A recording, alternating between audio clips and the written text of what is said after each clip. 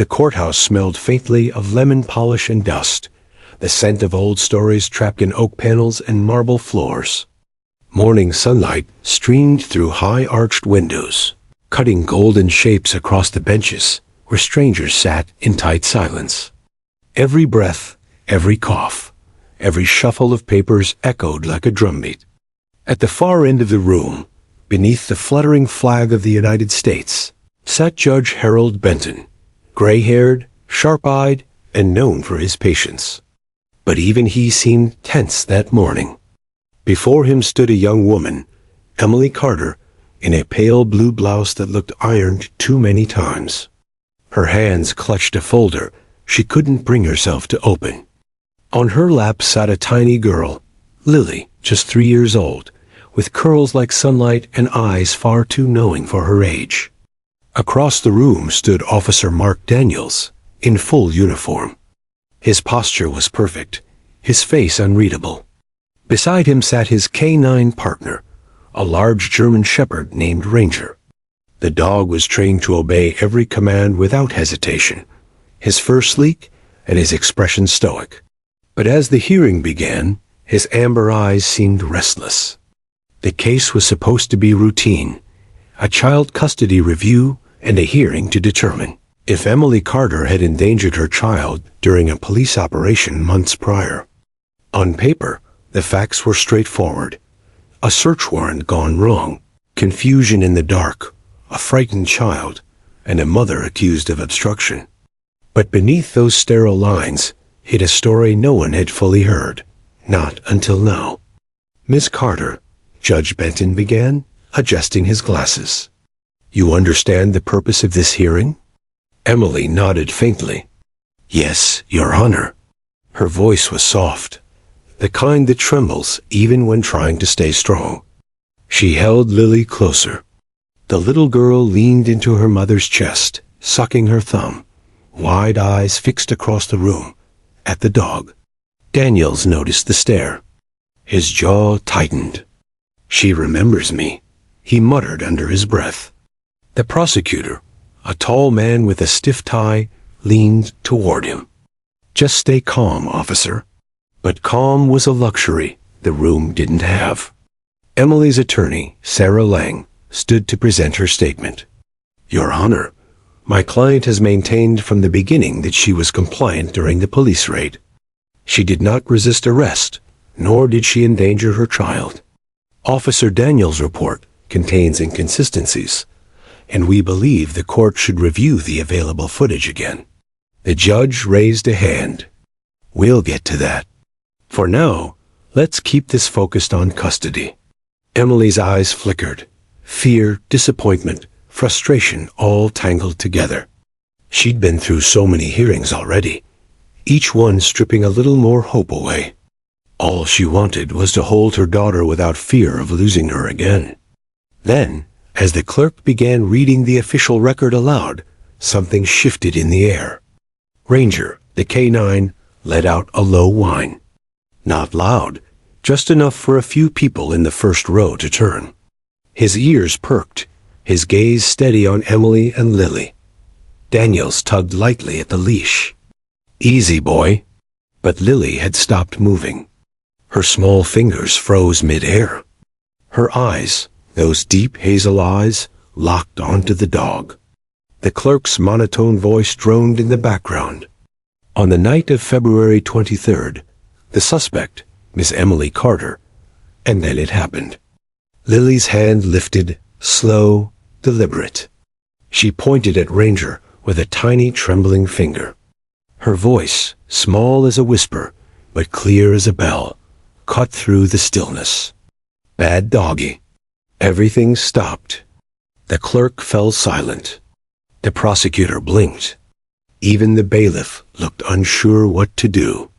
Emily's head snapped toward her daughter. "Lily, sweetheart." But Lily wasn't done. Her little lip quivered as she whispered again, "Bad doggy." Ranger tilted his head, whining softly now, his tail shifting low. Daniels straightened his shoulders, his face darkening. "Your Honor, I don't think—" "Quiet," said Judge Benton. His gavel struck once, but not to silence, to focus. He leaned forward, eyes narrowing on the small child. What did she say? The room was utterly still. Emily swallowed hard.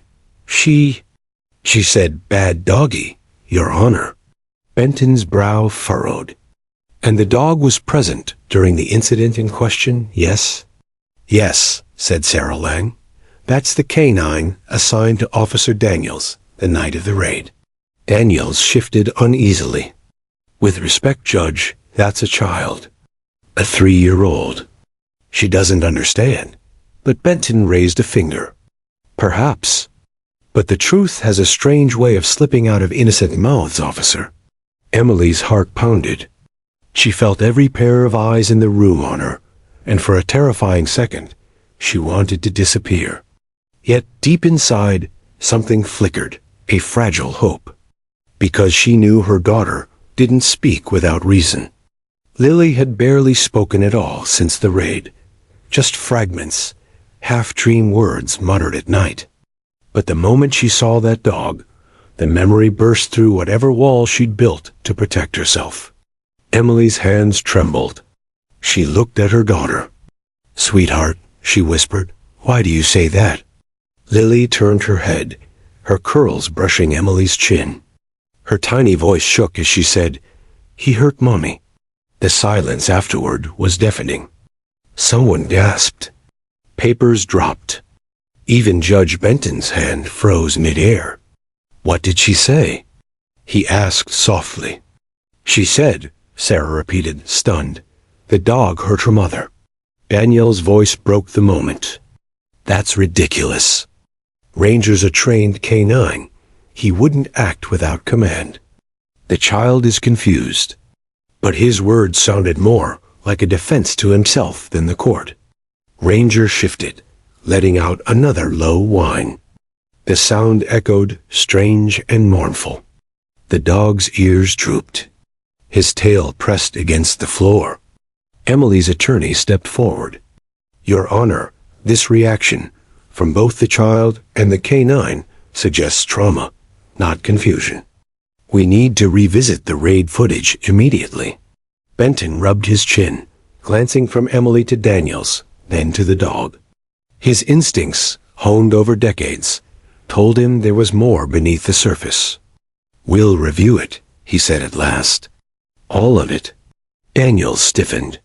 "Sir, that footage is evidence," Benton interrupted. "And evidence belongs to the truth." The gavel came down hard, echoing like thunder. Emily closed her eyes, feeling her pulse thrum through her fingertips. For the first time since that awful night, she felt something shift. Maybe this time, the truth wouldn't stay buried. Ranger lay down beside Daniel's boots, eyes still fixed on Lily. The girl looked back, not scared, just sad. The moment stretched long enough for everyone to feel the weight of it. A child's words had cracked open a wall of silence that adults had spent months building. As the court adjourned for recess, whispers filled the hallway. "Did you hear what she said? That's the dog from the raid. Maybe the mom was right all along." But amid the noise, Emily only held her daughter tight. Lily tucked her head beneath her mother's chin and whispered, "Mommy, are we safe now?" Emily bit her lip, tears welling in her eyes. "We will be, baby," she whispered back. "We will be." Outside the courtroom, sunlight streamed through the tall windows again, the same light as before, but somehow warmer. A truth had been spoken, and once spoken, truth doesn't fade. Sometimes it doesn't shout. Sometimes it doesn't fight. Sometimes it just points, with a tiny hand, and says, "Bad doggy," and the world stops to listen. The courthouse emptied slowly after recess, but the air inside still vibrated with the echo of a 3-year-old's words. Reporters hadn't been allowed in, yet word had spread like wildfire through the halls. The child spoke. Officers whispered near the door. Lawyers exchanged uneasy glances. Something fragile had cracked open, and nobody knew what would pour out. Emily sat on a bench outside courtroom 3B, arms wrapped tightly around Lily, the child's cheek pressed against her mother's blouse, thumb tucked back into her mouth. Every few seconds, Emily kissed the top of her curls, trying to keep herself from shaking. Her attorney, Sarah Lang, paced in front of them, flipping through notes. "He's rattled," she murmured. Daniels didn't expect that reaction from the dog or the child. The judge noticed. Emily nodded faintly. I don't want her to have to remember all that." Sarah stopped pacing. "Sometimes remembering is the only way to heal." The judge ordered the footage review. "That's a start." At the far end of the corridor, Daniels stood near a water fountain, speaking in low, urgent tones to the prosecutor. His hand clenched around the leash looped over his wrist. Ranger sat obediently at his side, but his ears flicked toward Lily's small sobs every time they broke through the corridor's hush. Daniel's face was tight, eyes shadowed. "This is nonsense," he hissed. "The footage proves we followed protocol. If they start digging again—" "Keep calm," the prosecutor interrupted. "We'll argue that the child's statement isn't admissible. She's too young." Emotional outburst, not evidence. Daniels exhaled, but it didn't sound like relief. "She said he hurt her mother." His voice dropped lower. "You know what that sounds like in front of a jury?" The prosecutor had no answer. Inside the courtroom again, the judge returned to the bench. His gavel struck once sharp, final.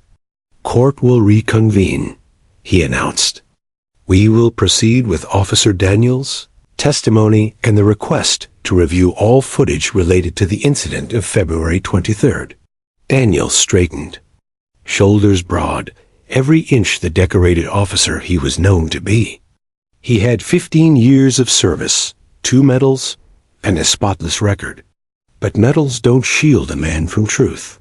"Officer," Benton said, "please recount the events of that night." Daniels cleared his throat. "We had a warrant to search Emily Carter's residence for suspected narcotics. Standard operation.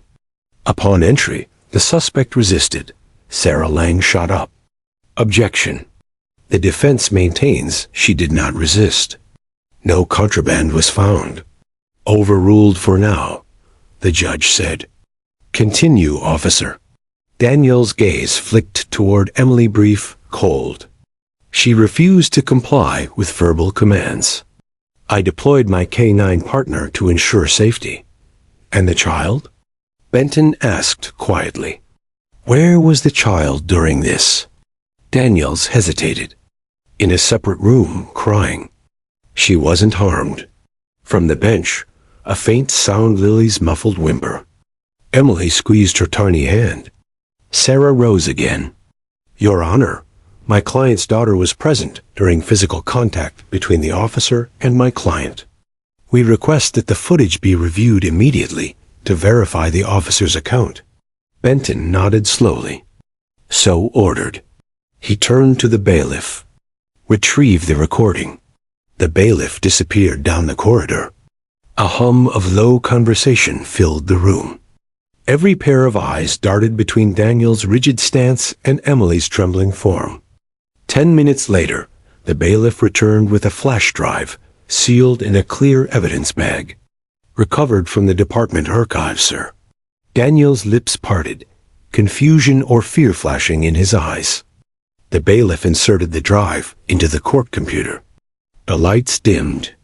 The projector whirred to life, spilling black and white footage across the courtroom wall. The timestamp read 02:23, 22 hours 14 minutes and 6 seconds. Body cam footage. A narrow hallway. Flashlights slicing through smoke. Officers shouting, "Police!" Search warrant. Emily's voice screamed off camera. "My child's asleep." "Please don't." The frame jolted as someone rushed forward. A glimpse of Ranger muscles taut, teeth bared in command. "Hands up!" Daniels shouted. Emily appeared in the frame, pajama-clad, eyes wide, one hand instinctively shielding the bedroom door. I am. I'm not. The camera tilted violently. Shouts, arcing, and static. The clip ended at 22 hours 15 minutes and 2 seconds. Less than a minute of footage. When the lights came back on, the room buzzed with confusion. That's it? Sarah demanded. 1 minute? That's the entirety of the file, the prosecutor said stiffly. No, Emily whispered. There was more. She stopped, voice cracking. Judge Benton leaned back in his chair, tapping the pen against his notes. Officer Daniels, why does the footage end abruptly? Daniels' face was unreadable. Technical malfunction, sir. The camera was damaged during the operation. Sarah folded her arms. Convenient. Benton's gaze didn't waver. Was this reported in your incident file? Yes, Your Honor. And was the camera replaced immediately after? Yes. The judge scribbled something, then looked up. We'll verify that through the department log. Until then, this footage is incomplete. Proceed carefully, counsel. As the hearing recessed again, the press outside the courthouse had multiplied.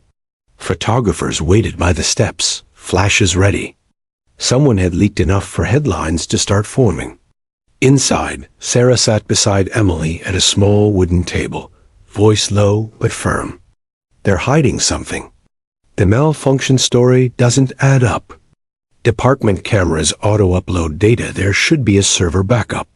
Emily brushed tears from her cheeks. What if they deleted it? Then we prove they did. Sarah leaned forward. There's always someone honest still in that department. Someone who saw what happened. At the defense table across the aisle, Daniels rubbed his temples. Ranger lay at his feet, eyes half closed, chest rising slow and heavy. The dog looked tired, older somehow than his years.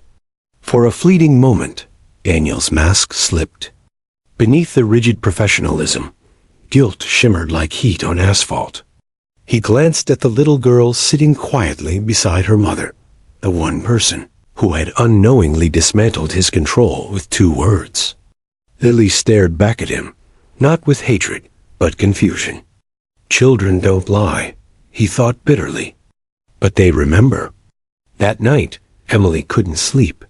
She sat by the small motel window, lights of passing cars blinking across the ceiling.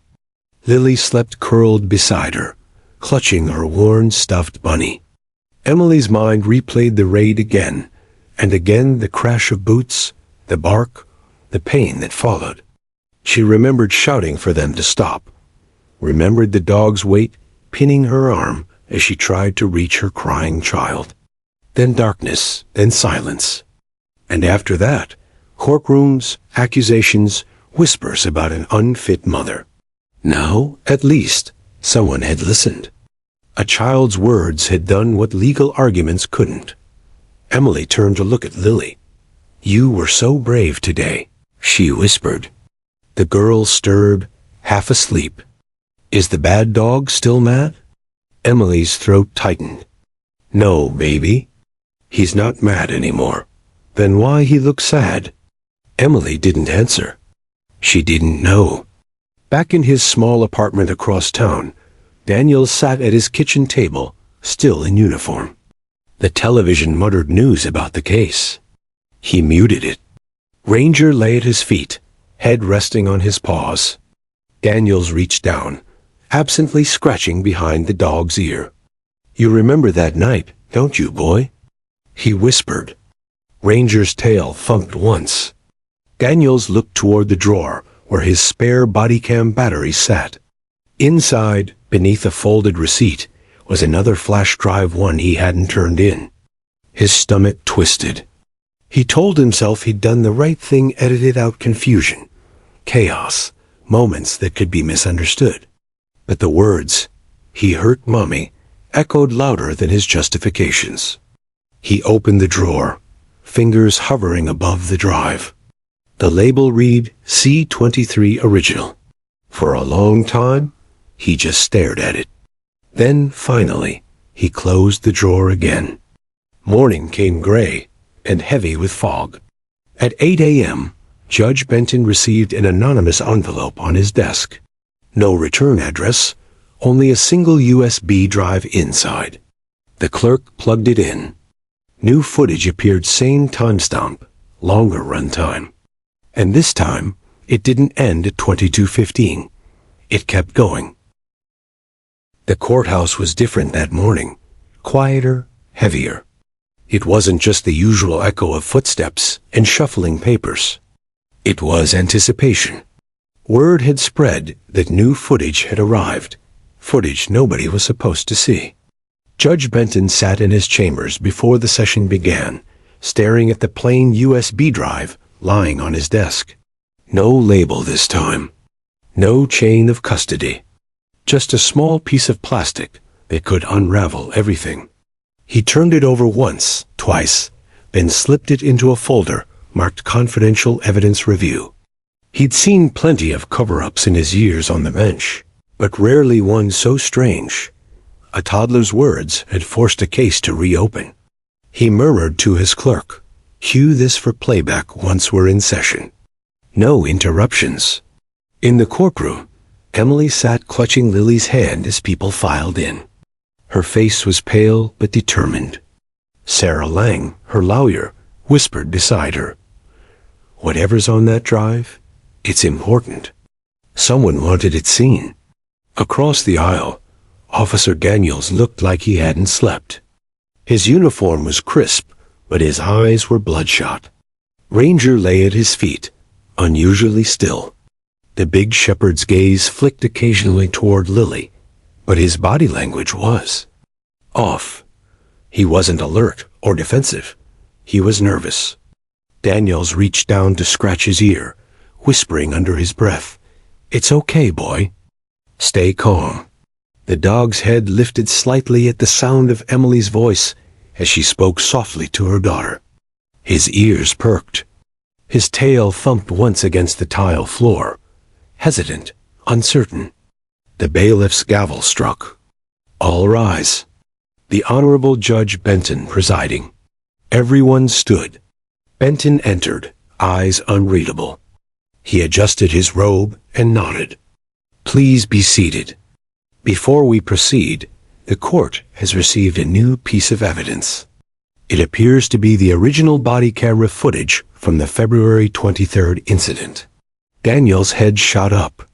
"Your Honor." Benton raised a hand sharply. "You will sit, officer. You'll have your turn to respond."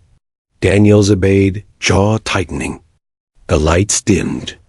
The projector flickered to life again. Recovered body cam footage minus 2/23, 22 hours, 14 minutes, and 6 seconds. Same beginning. Officers shouting, flashlights cutting through the dark. But this time, the camera didn't stop after 1 minute. It kept rolling. Emily's voice trembled through the speakers. "Please, my baby's sleeping." The camera jerked as Daniels and 2 other officers entered the small living room. Broken toys and a pink blanket scattered across the couch. Ranger barked sharply, straining on his leash. "Secure her," Daniels shouted. "I'm not resisting," Emily cried, hands raised. A flash. Ranger lunged forward, teeth bared, grabbing the fabric of her sleeve and dragging her to the ground. She screamed. Lily's voice, small, terrified, echoed faintly from another room. "Mommy." Daniel's voice barked. "Control her." Another officer shouted, "She's complying." "Call off the dog." Daniels hesitated. Then, finally, "Ranger, out." The dog released instantly, backing off, panting heavily. Emily sobbed, clutching her arm, blood visible where the teeth had grazed her. Ranger's head turned toward the bedroom, where Lily's cries continued. The dog took a hesitant step in that direction before Daniels pulled the leash hard. "Leave it." The video continued, shaky but unbroken. Officers searching drawers, flipping cushions, shouting codes. Nothing found. Then the camera caught Daniels turning toward the device itself. His hand reached out, covering the lens for a second. His voice, low, urgent, whispered, "We'll say she resisted. Write it up that way." The footage ended. When the lights came back on, the courtroom wasn't breathing. Emily's face was ghost white. Sarah Lang sat frozen, mouth slightly open. Daniel's complexion had gone ashen. Even Ranger seemed uneasy, pressing against his leg, as if sensing something deeply wrong. Judge Benton's pen rolled off the bench and clattered to the floor, the only sound breaking the silence. Finally, Benton spoke, voice low but sharp. "Officer Daniels, this footage clearly contradicts your testimony. Would you care to explain?" Daniels' mouth opened, but no sound came out. Benton repeated, firmer this time, "Explain." Daniels swallowed hard. His hand twitched toward the dog. I don't know how that footage resurfaced. The camera malfunctioned. Sarah shot to her feet. "No, officer, you said that in your original report. Yet here we are, with a fully functioning recording that shows you covering the lens and instructing your team to falsify the report." The judge turned to the prosecutor. "Did your office review this footage before presenting the edited version last week?" The prosecutor stammered, "And no, Your Honor, that was what the department provided." Benton's expression hardened. So the department knowingly submitted altered evidence. The courtroom erupted. Gasps, murmurs, someone whispering cover-up. The gavel slammed repeatedly until quiet returned. "Enough!" Benton roared. "This is not a spectacle, but it is an outrage." He looked straight at Daniels. "You realize the gravity of this, officer? Evidence tampering, perjury, use of excessive force, and all of it in the presence of a child." Daniels' voice cracked. "I was following protocol. She moved too fast." "Too fast?" Benton's tone sliced like steel. "A mother protecting her sleeping child?" Emily began to sob quietly. Lily clutched her hand, whispering, "Mommy okay?" She nodded through tears. "Yes, baby. Mommy's okay." Ranger whimpered. It was soft but clear, a low, regretful sound. He looked up at Emily, then at Lily. His amber eyes weren't aggressive or alert now. They were sorrowful, almost human. Sarah noticed. "Your Honor," she said softly, "may we approach the canine?" Daniels tensed. "That's not a good idea," but Benton gestured. "Permission granted." The dog's demeanor is evidence of its own. Emily hesitated, heart hammering, then slowly rose. She walked forward, Lily's small hand tucked in hers. Ranger didn't move, only watched. When they reached him, Lily stopped just a foot away. Her tiny voice broke the silence. "Bad doggy?" Ranger lowered his head. Then, slowly, as if understanding, he crawled forward on his belly and laid it at Lily's feet. A collective breath rippled through the room. Daniels blinked, unable to hide the tremor in his lip. Lily reached out and patted Ranger's head, her voice gentle this time. "It's okay now." Emily covered her mouth, tears streaming down. Even Judge Benton's expression softened. "Children," he murmured, "see truth where adults see excuses." After a long pause, Benton leaned back in his chair. "This court will adjourn until tomorrow. I want every record, every report, and every department file related to this incident on my desk by morning."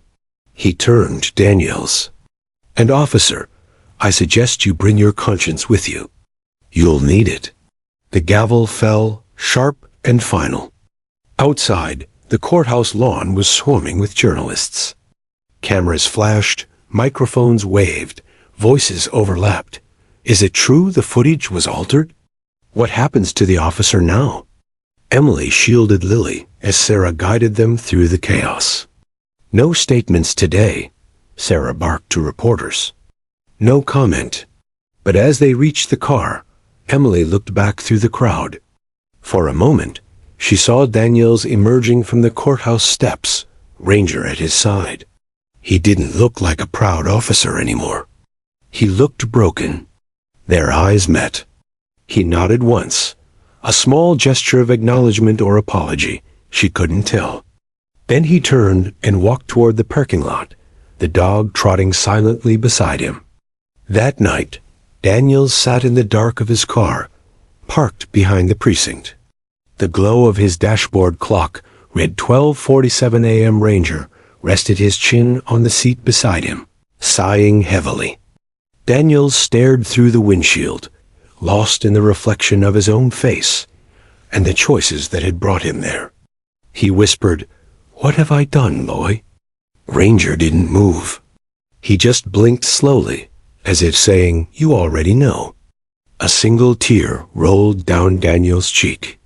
He reached for his phone, opening his messages, hesitated, then began typing an email to his captain. "There's something you need to know about the Carter case. About the footage? And about me." He hit send. Outside, the night was quiet, except for the sound of distant thunder, the kind that comes before a storm finally breaks. And in that silence, for the first time in months, truth began to breathe. The morning after the footage went public, the town woke up different. The courthouse steps were blanketed with reporters, flashing lights, and people holding signs that read, "Justice for Emily," and "Truth has teeth." The news cycle had exploded overnight, from local broadcasts to national headlines. K-9 officers' edited footage sparks scandal. Toddler's words lead to investigation. Who hid the real tape? Emily Carter sat by the window of her small apartment, watching the chaos play out on TV. Lily was still asleep in the next room, clutching the same stuffed bear she had during the trial. The child didn't understand any of it. The news vans, the protest chants, the world suddenly knowing her name. But Emily did. She knew this wasn't over. Not yet. Her lawyer, Sarah Lang, was already at the courthouse, preparing motions to request protective custody for Emily and Lily. When Sarah called, Emily picked up immediately. "Emily," Sarah said quickly, "Daniels sent a confession email last night. Internal Affairs opened a probe at dawn." Emily's breath caught. "He confessed?"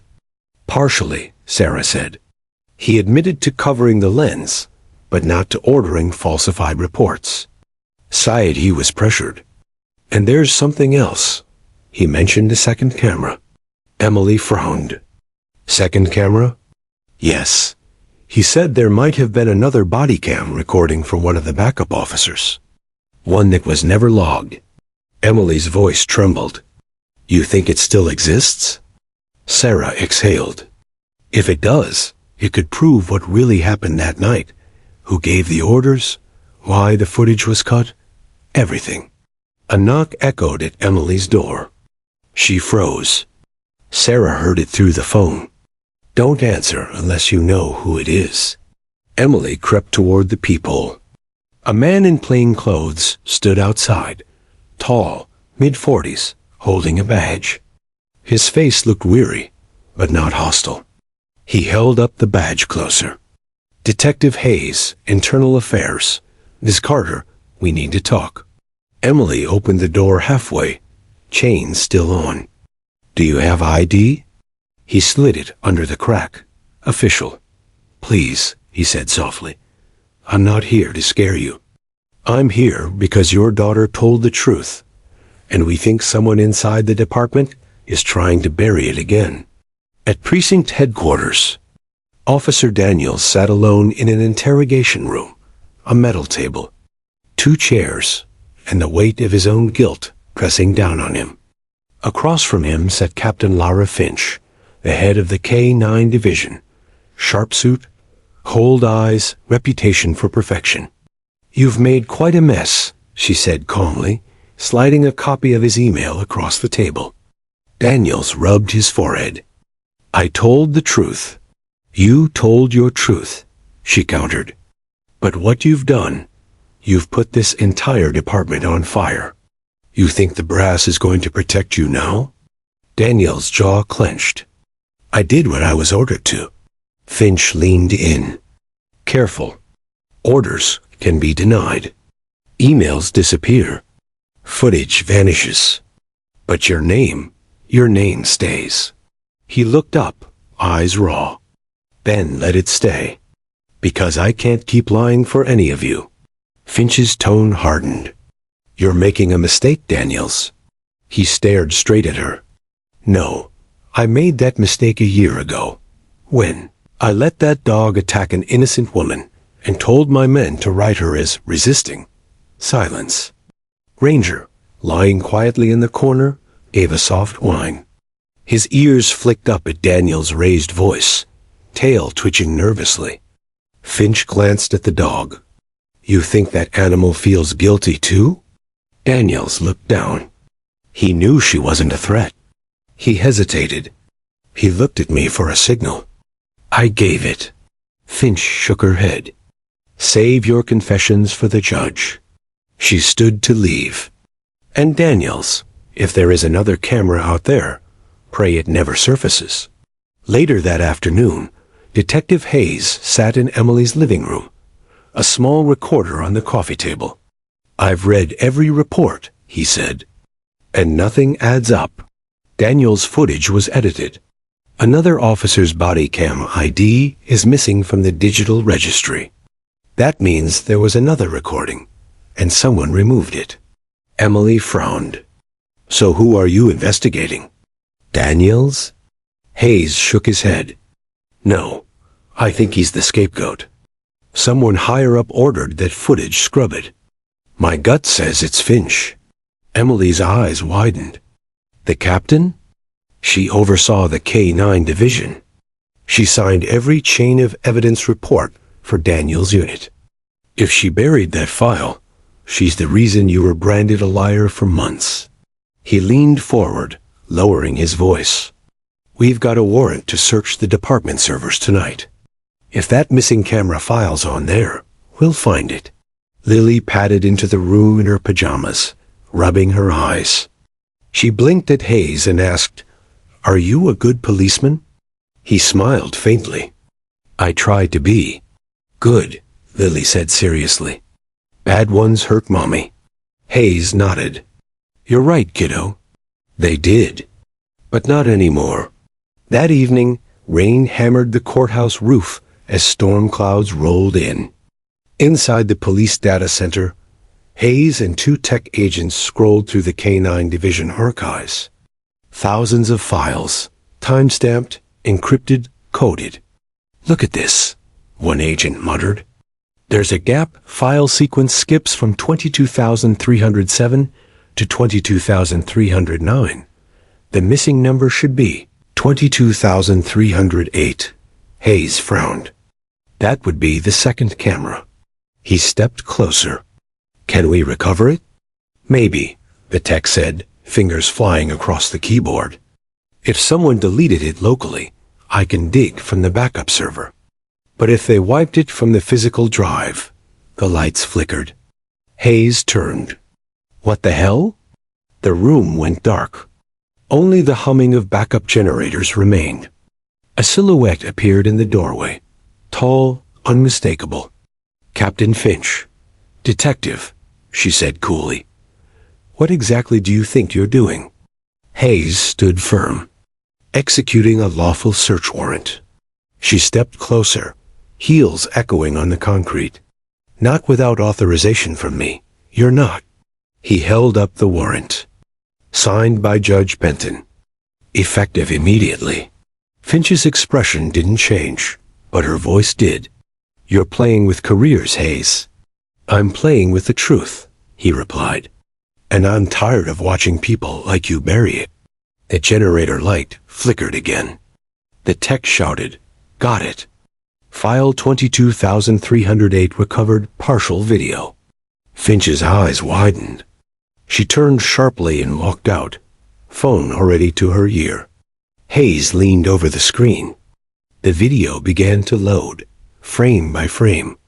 The recovered footage opened with a different angle of the same night, but this time, the camera was worn by Officer Ramirez, the backup. Through static and darkness, the scene came alive.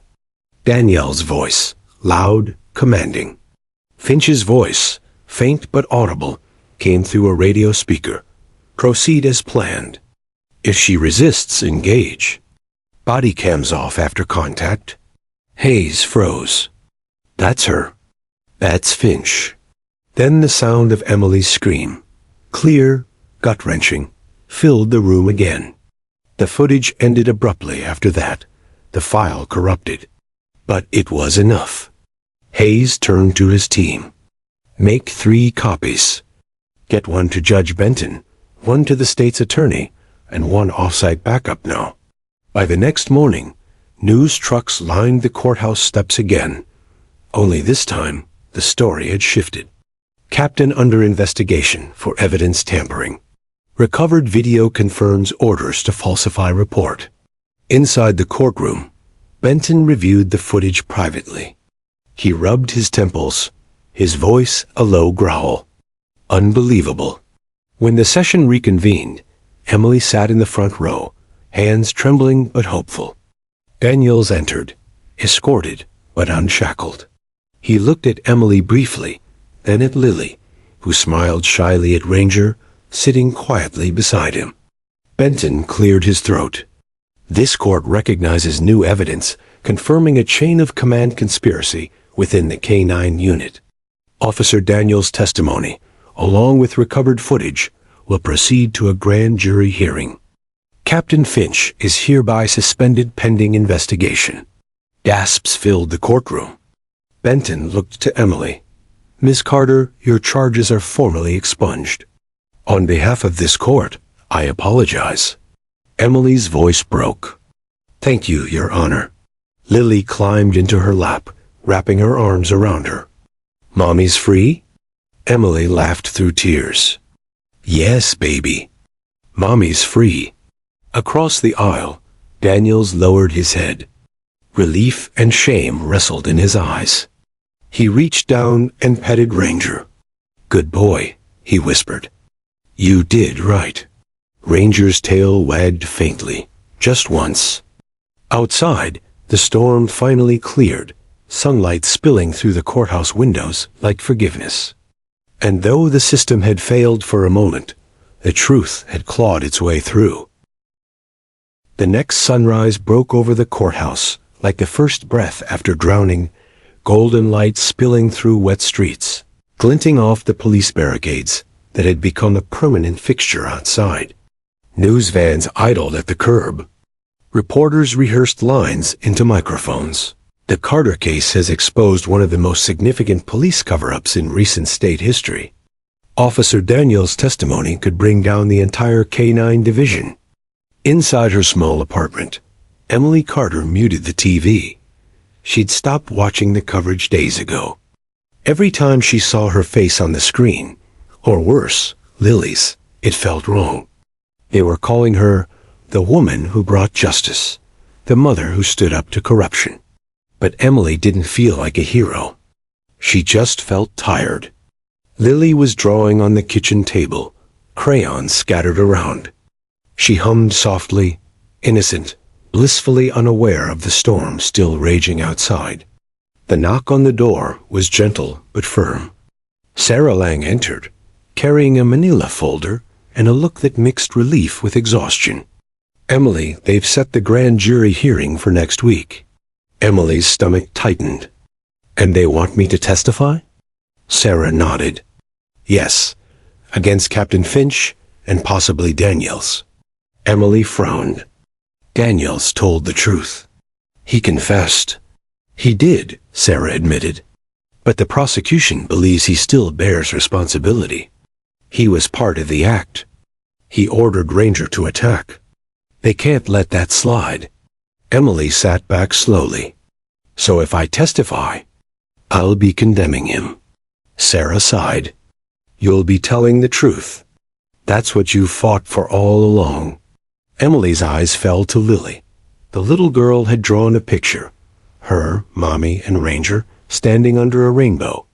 Daniels wasn't in it. She whispered, "Sometimes truth hurts the people trying to fix it." Sarah didn't reply. She just reached out and squeezed her shoulder. Meanwhile, in a holding office downtown, Daniels stared at the reflection of his own face in the interrogation glass. It was thinner now, older somehow. Across from him sat Detective Hayes, flipping through notes. "You realize the DA's building a case that still includes you, right?" Daniels nodded. "I figured. You helped expose Finch," Hayes said. "That counts for something." Daniels laughed bitterly. "So what?" "I still sixed a dog on an innocent woman because I was too scared to say no to my superior." Hayes studied him. "Then make this right. Testify. Tell the grand jury everything. Every name, every order, every detail." Daniels hesitated. "Even if it means destroying what's left of my career?" Hayes leaned forward. "Your career's already gone. The only thing left is your conscience." Daniels looked down at Ranger, lying by his boots, quiet, calm, loyal as ever. "He still trusts me," Daniels muttered. "After everything." "Dogs forgive easier than people," Hayes said softly. "That's why we call them man's best friend."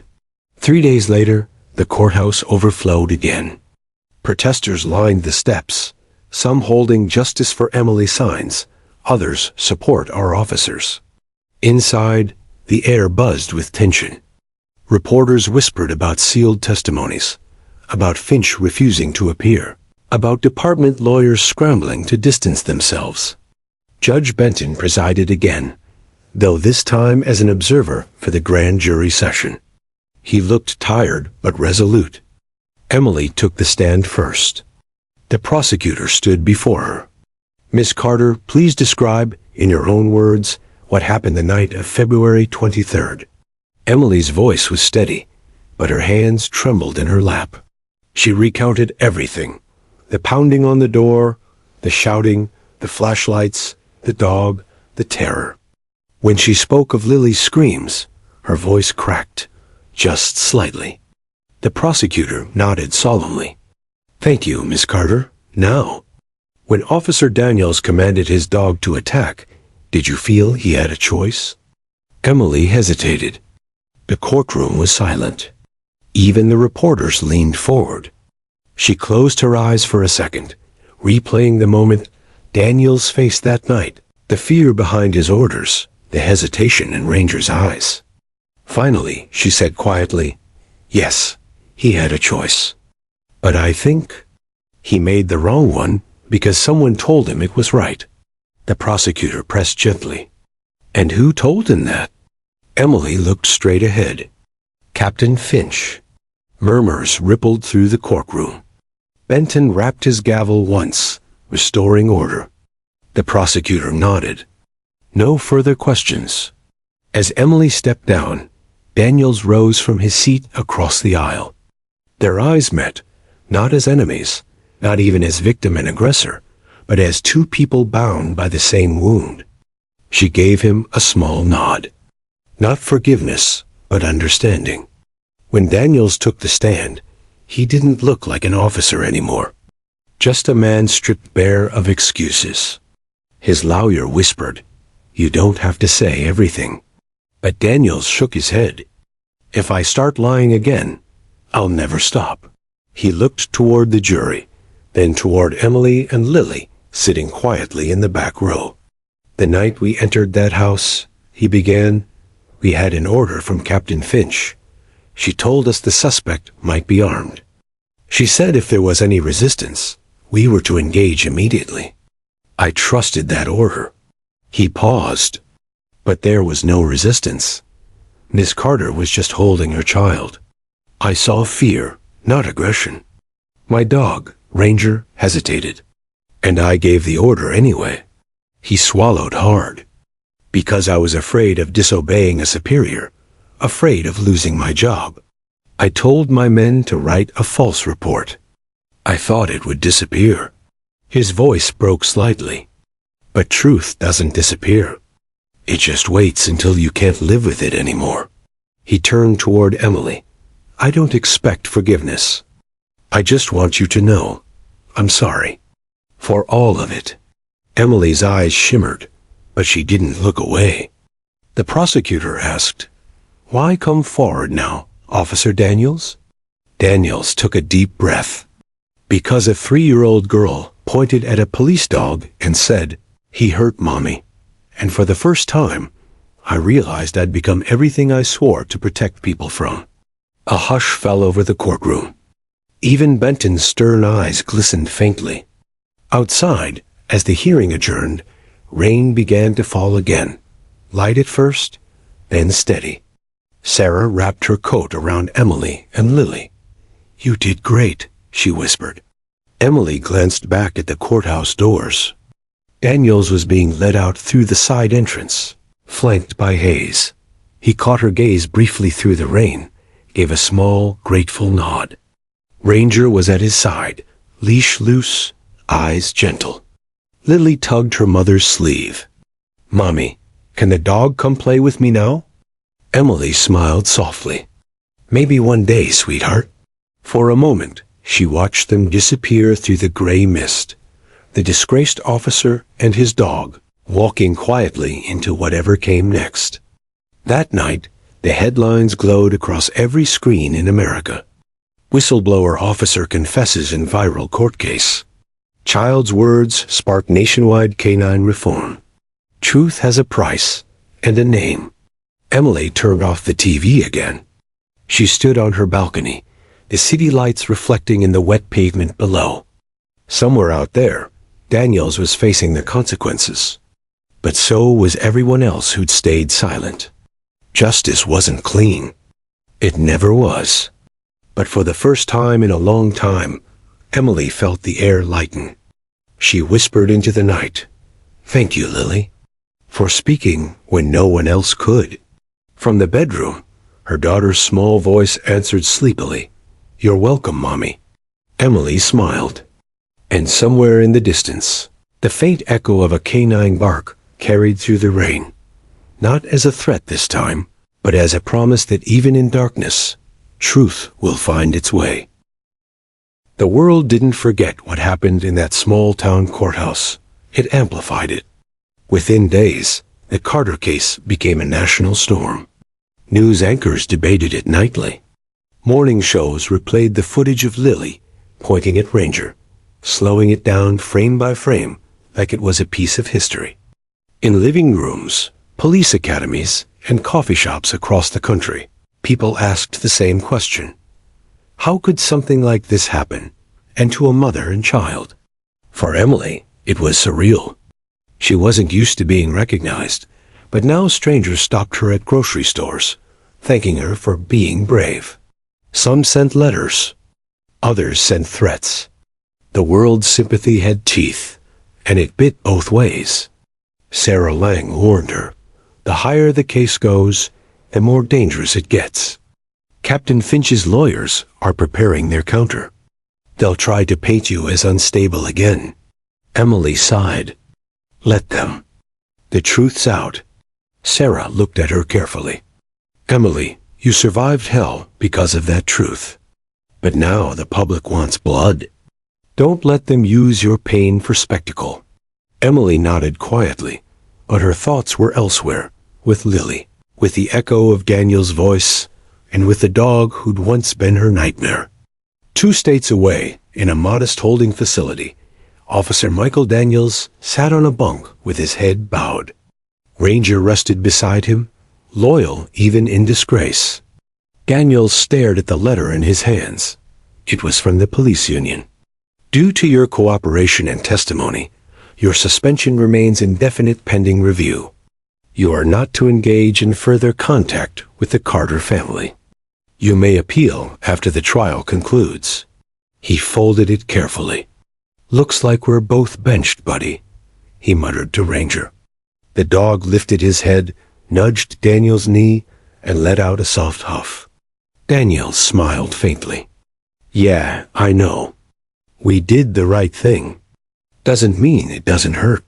The door opened. Detective Hayes stepped in, holding a file under his arm. "Daniels," he said, "thought you'd want to see this. New evidence just surfaced. Anonymous source again." Daniels raised a brow. "Another USB?" Hayes nodded.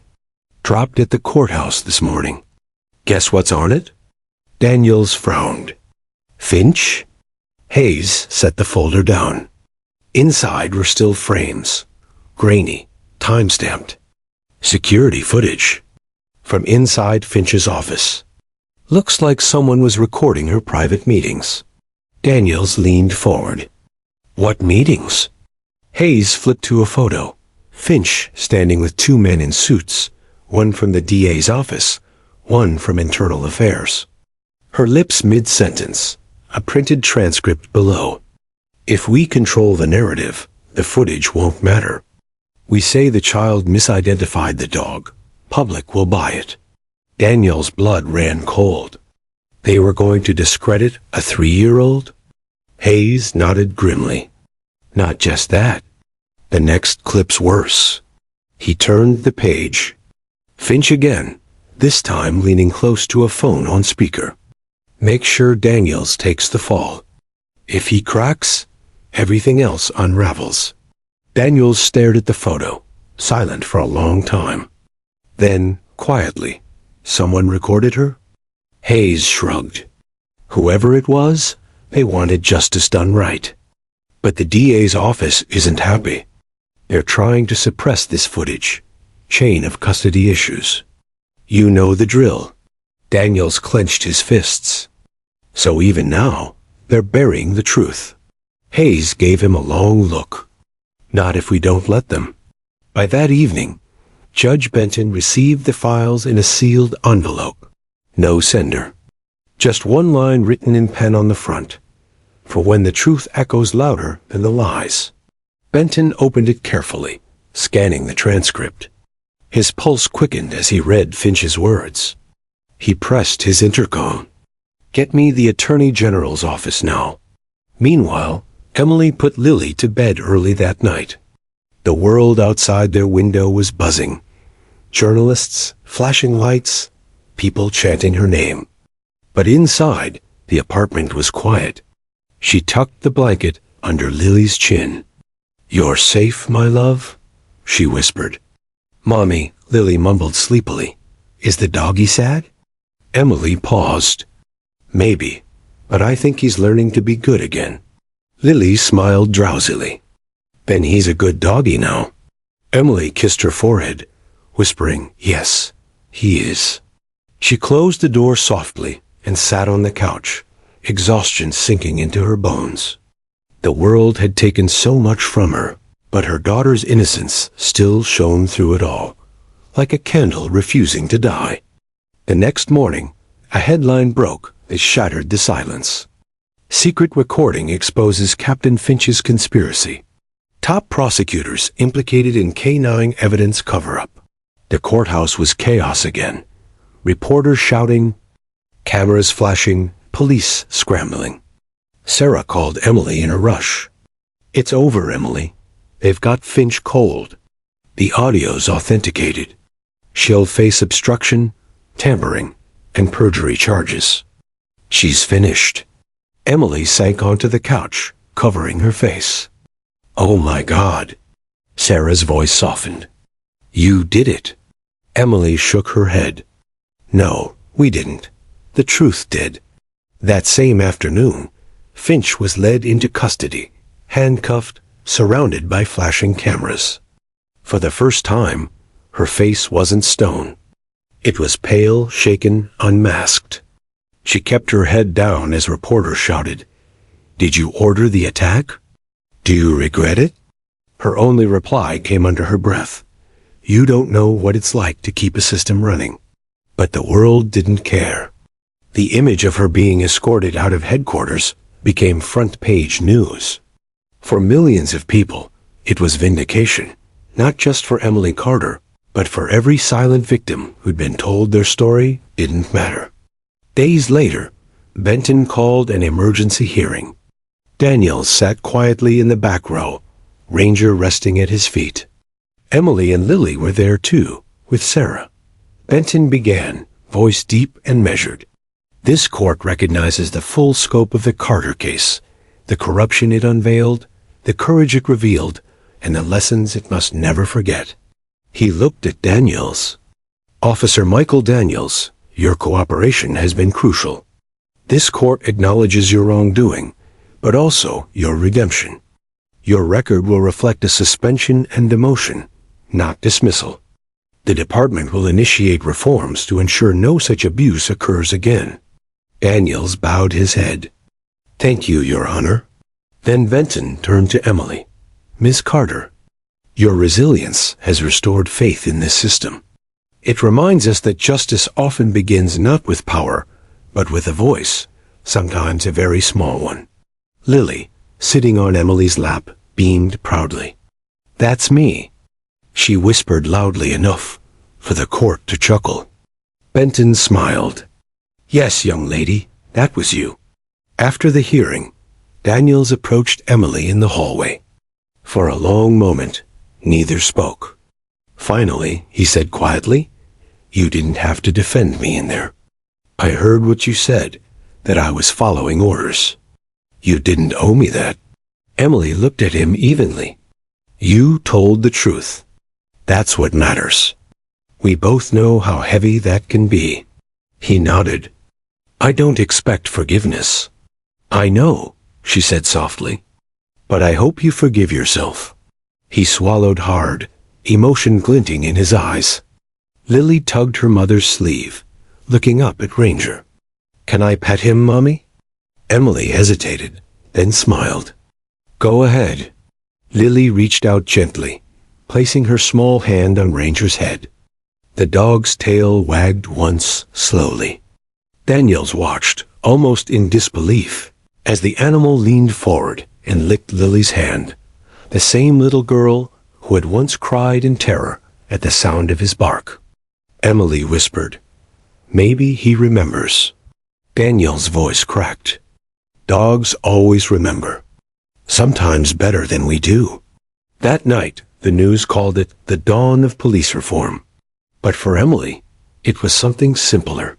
She tucked Lily into bed and looked out at the quiet street below. No cameras, no protests, no shouting. Just stillness. The nightmare was over. And yet, in that silence, she felt something else too. Not victory, not even relief. Just peace. She whispered a prayer under her breath. For Daniels, for Ranger, for everyone who had lost their way, chasing power. In the distance, a police siren wailed softly, fading into the night. For the first time in a long while, it didn't make her flinch. The sun had barely begun to rise over Maple County when the mail truck stopped at the end of Pine Street. Emily Carter's apartment was quiet, the kind of fragile quiet that comes only after months of noise, cameras, and tension. Inside, Emily stirred awake to the faint rattle of the mailbox. She blinked, stretching, still half lost in sleep. Lily's small form was curled beside her, clutching her stuffed bear. For once, Emily thought, there was no reason to rush. No hearings. No reporters. No fear. She brewed coffee, wrapped herself in a sweater, and stepped outside to check the mail.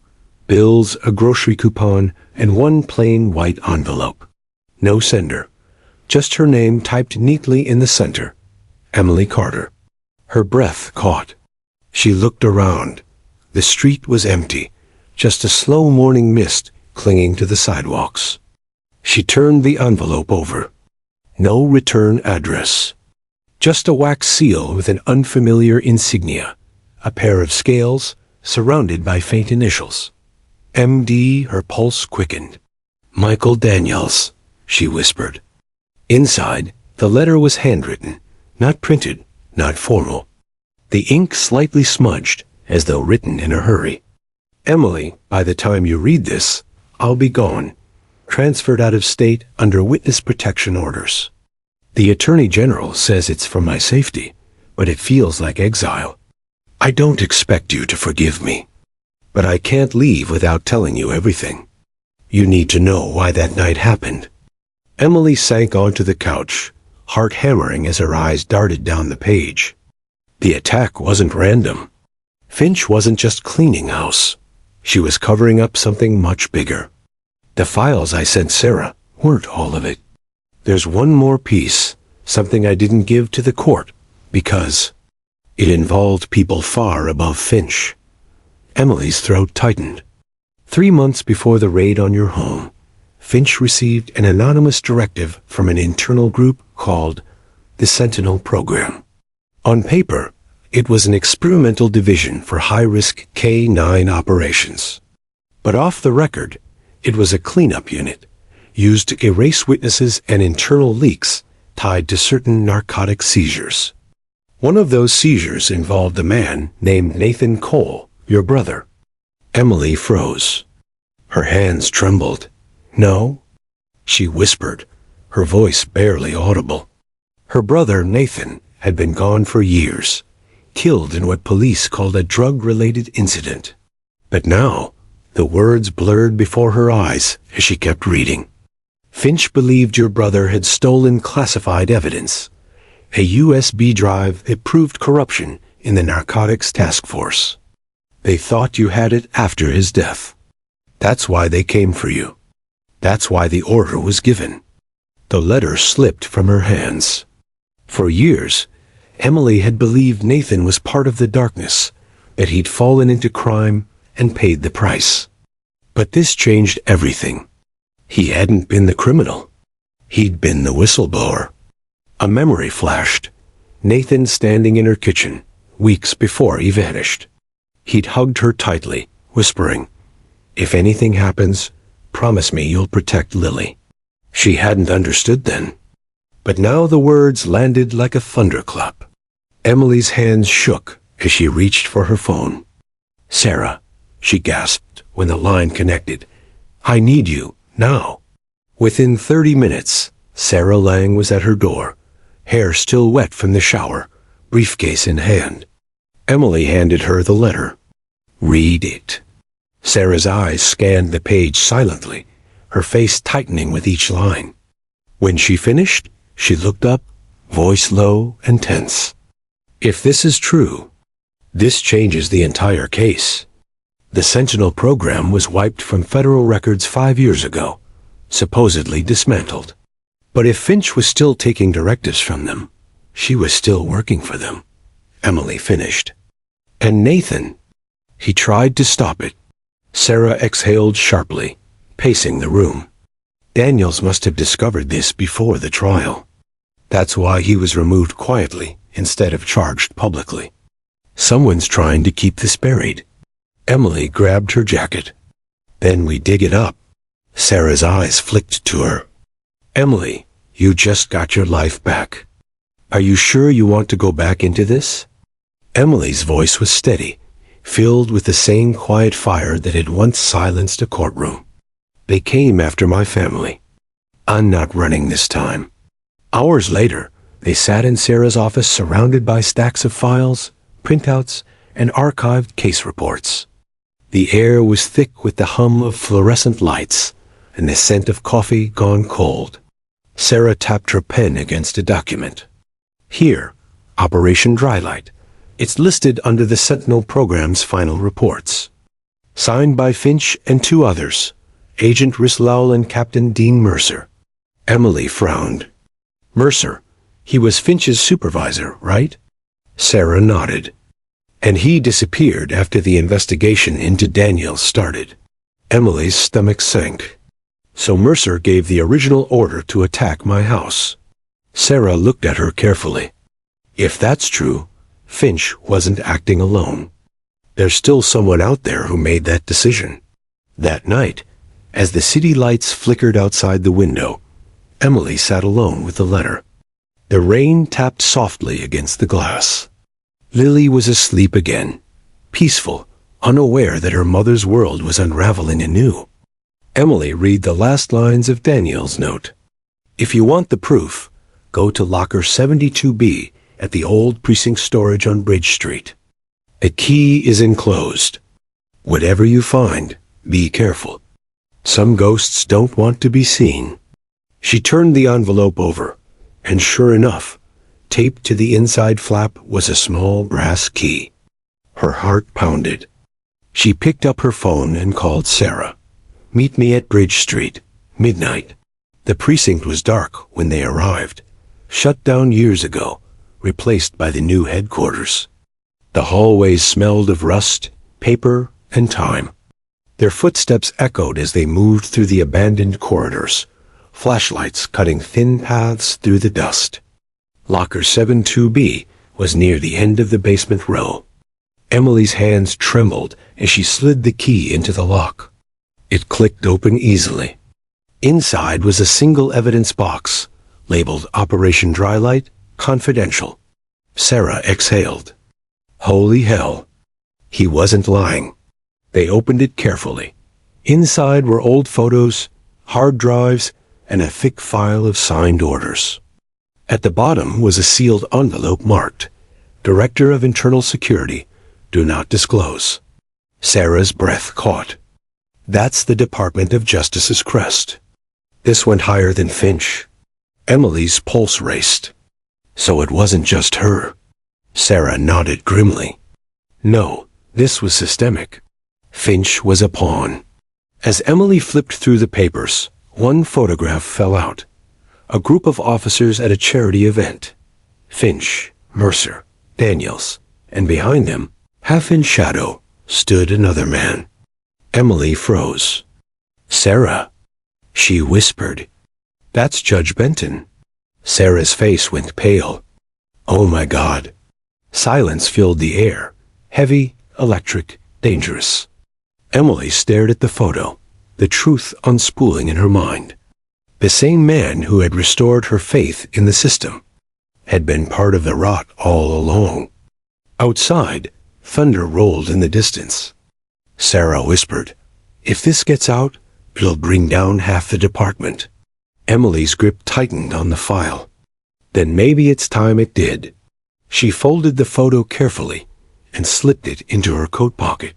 For the first time since the attack, fear crept back into her chest, not the wild, panicked fear of survival, but the cold, quiet kind that comes when you realize you're holding a truth too big for the world to handle. She turned to Sarah. "Tomorrow morning, we go to the press." Sarah hesitated. "They'll come after you again." Emily met her eyes. "Let them. This time, I'm ready." As they left the precinct, lightning flashed across the sky, illuminating the old stone walls like a silent witness. Behind them, somewhere deep in the building, a door creaked open. Neither of them heard it, but someone was still there, watching. And the storm that was coming would be unlike anything they had faced before. Rain hammered the courthouse steps like a warning from the heavens. Reporters huddled beneath umbrellas, their cameras wrapped in plastic, waiting for something historic. Inside, the old wood panels of courtroom 3B gleamed under pale lights. Rows of people filled the benches. Activists, officers, families, and faces that had followed the Carter case from the beginning. Emily sat at the plaintiff's table, eyes steady, a storm behind her calm. Across from her sat the Department of Justice's lead counsel, their expressions tight and polished, like men about to lose control of a story they thought they owned. Sarah Lang whispered beside her, "They'll try to silence this. Remember, Benton controls the schedule. He can still throw this hearing out." Emily's gaze lifted to the bench where Judge Benton sat, the man who had once called her a symbol of courage. He looked different now, tense, pale, his gavel tapping an uneven rhythm. He knew. And somewhere deep inside, she could see it, the flicker of guilt in his eyes. Flashback, the night before Emily hadn't slept. The evidence box sat on her kitchen table like a sleeping monster. Inside it, the photograph. Finch, Mercer, Benton stared back at her in silent accusation. Sarah had begged her to take it straight to the FBI, but Emily knew better. The system protected itself. If she wanted the truth heard, she'd have to make it impossible to ignore. She'd called a reporter she trusted, Mara Klein from the National Ledger, the same journalist who first covered Lily's courtroom moment. "I'm giving you something tomorrow," Emily had said, "but it needs to go live the second I testify. If anything happens, you run it." Mara's voice was steady. "Understood." And now, sitting in that courtroom, Emily's phone, sealed in an evidence bag beside her, was ready. One press, and the world would see everything. Judge Benton cleared his throat. "This hearing concerns the validity of newly surfaced evidence related to the Carter case, specifically the so-called Sentinel program. The court reminds all present that unverified claims will not be tolerated." Sarah stood. "Your Honor, the material is verified. My client received it directly from a protected witness, corroborated by dated orders and signatures from Captain Finch and others still under investigation." Benton's jaw tightened. "Ms. Lang, are you implying departmental conspiracy?" Sarah's voice didn't waver.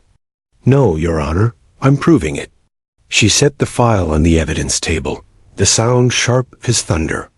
Gasps rippled through the crowd. Benton's hand froze mid-air. "Where did you obtain this?" Emily rose slowly.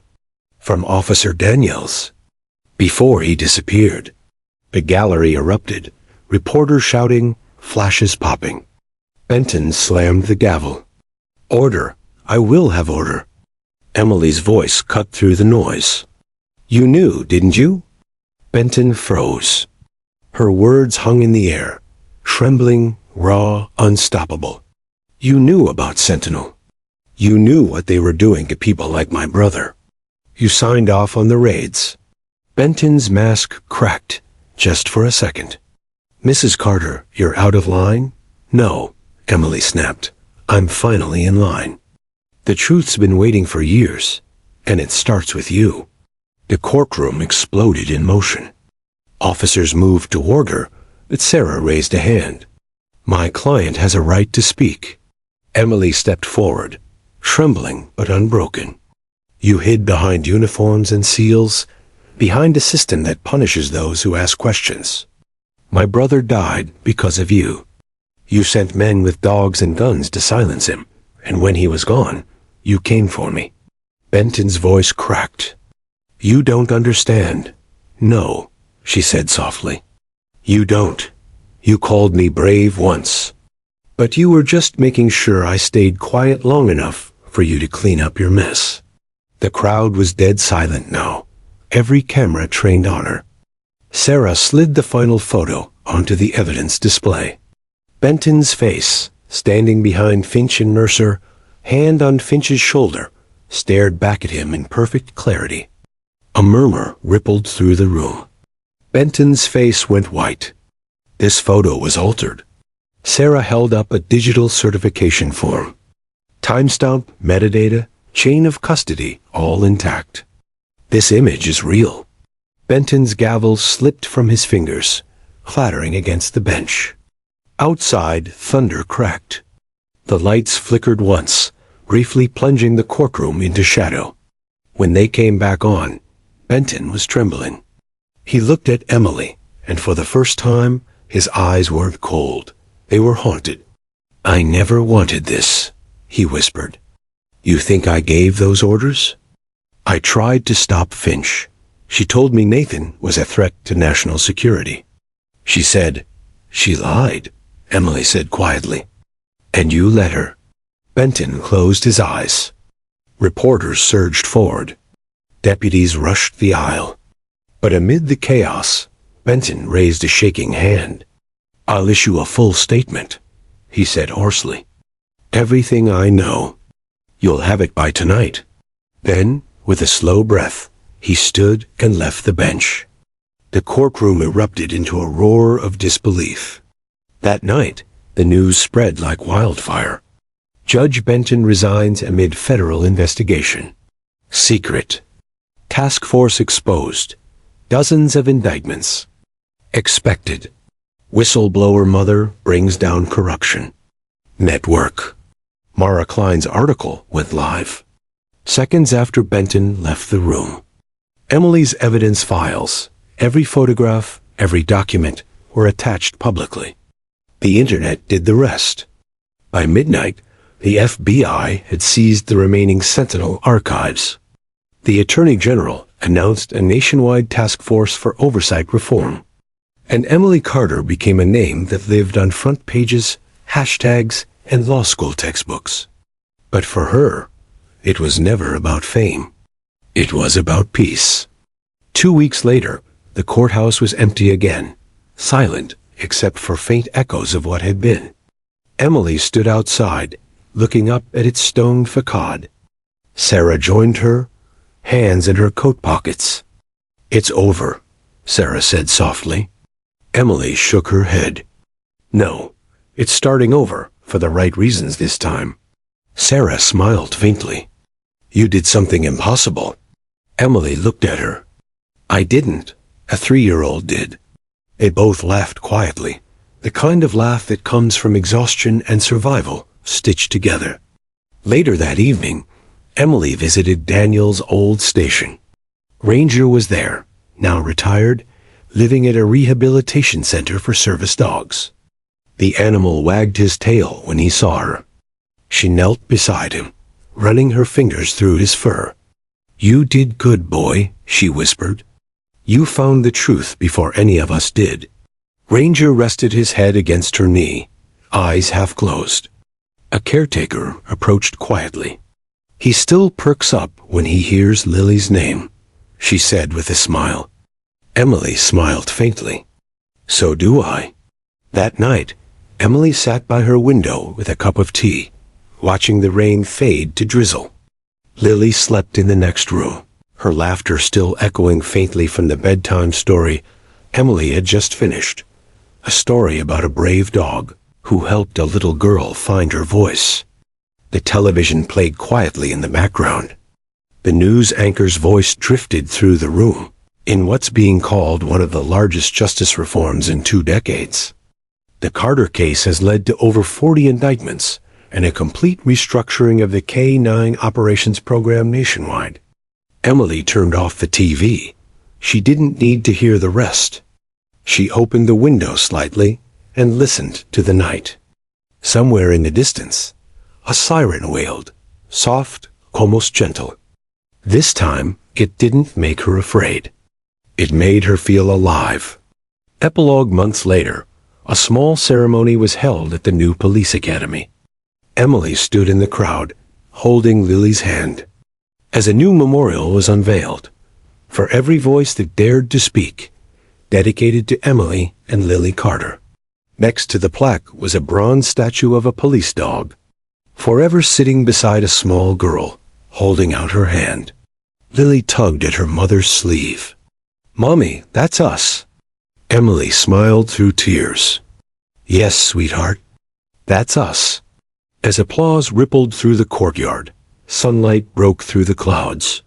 For the first time since the nightmare began, Emily felt weightless, not because justice was perfect, but because it was possible. And somewhere, in a quiet facility far away, Michael Daniels watched the broadcast on a small television. Ranger slept beside him. Daniels whispered, "You did it, kid." The dog's tail thumped once against the floor, a soft echo of closure.